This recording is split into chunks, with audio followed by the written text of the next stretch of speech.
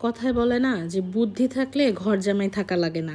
এই কথাটা ছেলেদের ক্ষেত্রে প্রযোজ্য হলেও মেয়েদের ক্ষেত্রে কিন্তু আপনি যতই বুদ্ধিমতী হন না কিসের জন্য, আপনাকে স্বামীর ঘরেই থাকতে হবে, ঘর বউই থাকতে হবে।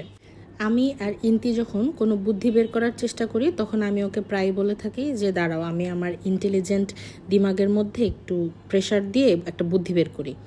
তো সেভাবেই আমি আমার ইন্টেলিজেন্ট যে ব্রেন, এই ব্রেন বা দিমাগ যেটাই বলেন না কিসের জন্য, সেটার মধ্যে প্রেশার দিয়ে এই বুদ্ধিটা বের করলাম।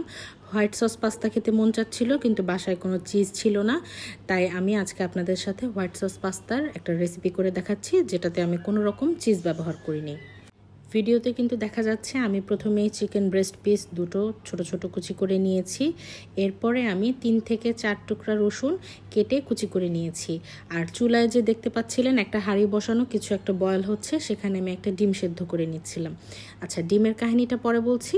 প্রথমে আমি কুচি করা রসুনটা কড়াইয়ের মধ্যে দিয়ে একটু ভেজে তার মধ্যে কুচি করে রাখা মাংসটা দিয়ে ভেজে নিচ্ছি।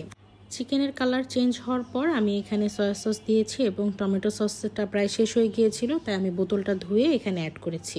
আমার পেজে সেদ্ধ ডিমের একটা মেয়োনিজের রেসিপি আছে, সেই মেয়োনিজটা আমি তৈরি করেছি, সেটা দিয়েছি। অ্যাড করেছি স্বাদে ম্যাজিক মশলা এবং আলাদা করে টমেটো সস। এটা আমি ক্যামেরায় দেখাতে ভুলে গিয়েছি, আপনারা অবশ্যই অ্যাড করবেন। এরপরে আমি এখানে চিলি ফ্লেক্স দিয়েছি এবং সেদ্ধ করে রাখা পাস্তাটা দিয়েছি। এখানে যে পানিটা দিলাম এটা হচ্ছে পাস্তা সেদ্ধর পানি।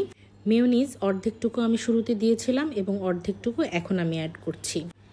আপনারা কিন্তু চাইলে এই সময়ে বাটার মেল্ট করে তার মধ্যে একটু ময়দা দিয়ে নেড়ে এই যে এরকম সসের মতো করে এখানে দিতে পারেন।